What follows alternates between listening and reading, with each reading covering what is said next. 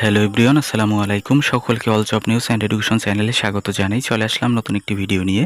Video শুরুর প্রথমে বলে রাখি, যারা আমার চ্যানেলে নতুন দয়া করে আমার চ্যানেলটি সাবস্ক্রাইব করে দিতে ভুলবেন না। যারা ইতিমধ্যে দিয়েছেন তাদেরকে জানাই অসংখ্য ধন্যবাদ। তো আজকে ভিডিওর বিষয় হচ্ছে 2026 সালের এসএসসি ও সমমান পরীক্ষার ফলাফল 20 জুলাই প্রকাশিত হবে।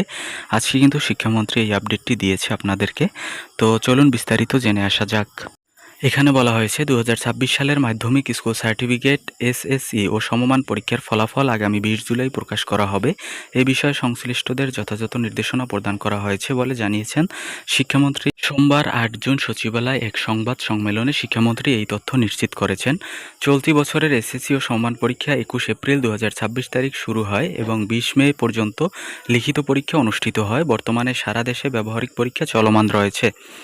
ব্যবহারিক পরীক্ষা শেষ হওয়ার পর উত্তরপত্র মূল্যায়ন ও ফলাফল তৈরির প্রক্রিয়া চূড়ান্ত পর্যায়ে রয়েছে। এখানে আরও বলা হয়েছে, এবারে এসএসসি ও সমান পরীক্ষায় সারা দেশ থেকে মোট 18,57,000-এরও বেশি শিক্ষার্থী অংশগ্রহণ করেছে। দীর্ঘ সময় অপেক্ষার পর আগামী 20 জুলাই ফলাফল ঘোষণার দিনক্ষণ নির্ধারিত হওয়ায় পরীক্ষার্থী ও অভিভাবকদের মধ্যে এখন থেকে উত্তেজনা কাজ করছে।